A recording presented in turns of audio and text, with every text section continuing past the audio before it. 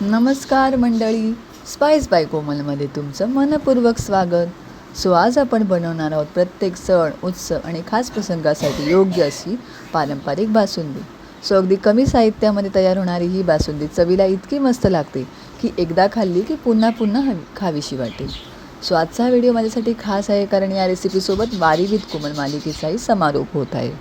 आषाढी वारी संपली असली तरी पांडुरंगाच्या भेटीचा गोडावा आणि आठवणी कायम आपल्या मनात राहतील. त्या गोड आठवणींसोबत आज बनवूया ही अशी स्वादिष्ट बासुंदी.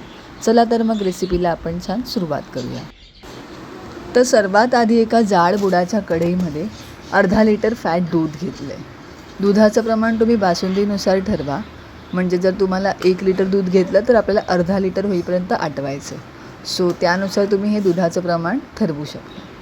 बासुंदी छान घट्ट आणि मलाईदार व्हायची असेल तर फुल फॅट मिल्कचाच वापर करा. आता हे दूध छान मी मध्यम आचेवर सतत ढवळून घेते. हे दूध आपल्याला छान सतत ढवळत राहायचे.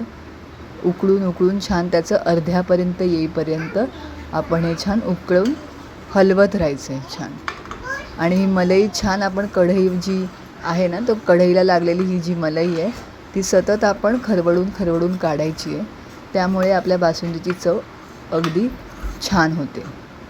हे दूध हळूहळू आटायला लागलं की त्याचा रंगही बदलायला लागतो आणि हे दूध छान क्रीमी दिसायला लागतं. आता हे आपलं जवळपास दूध आटून तयार आहे आणि हे छान अर्धा लिटर दुधाचं 1/2 लिटर इतकी आपलं हे आपण छान आटवले आणि बघू शकता छान क्रीमीनेस आणि छान पिवळसर रंग आपल्या छान बासुंदीला आलेला आहे. कढईला आजूबाजूला लागलेली छान सगळी मी मलई खरवडून घेतली आहे.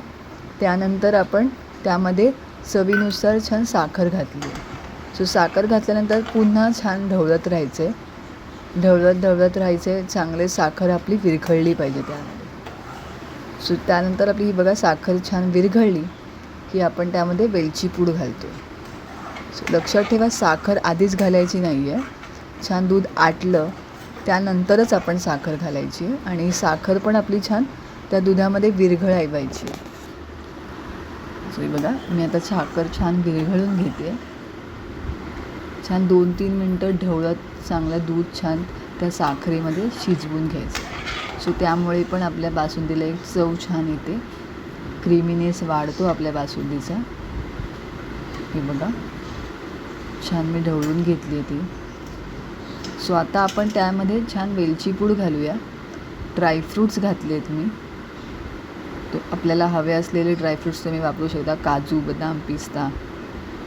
आणि त्यानंतर आपण ही पुन्हा एकदा छान एक 5-6 मिनटं शिजवून घेऊया ही बासुंदी. वेलचीमुळे बासुंदीला खूप सुंदर सुगंध येतो. तुमच्याकडे केशर असेल तर तुम्ही केशरही घालू शकता. त्यामुळे रंग आणि चव दोन्ही अप्रतिम येतं.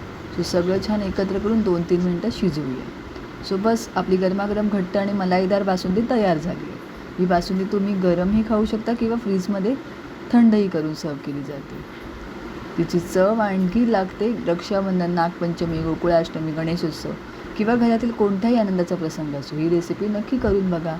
आजची रेसिपी तुम्हाला आवडली असेल तर व्हिडिओला लाईक करा, शेअर करा आणि वारी विथ कोमल मालिकेला तुम्ही जे भरभरून प्रेम दिलं त्यासाठी मनापासून धन्यवाद. ही मालिका इथेच संपत आहे, पण स्पाइस बाय कोमलवरील आपला स्वादिष्ट प्रवास अजूनही सुरू आहे. पुन्हा भेटूया एका नवीन रेसिपीसोबत. तोपर्यंत सबस्क्राईब करा.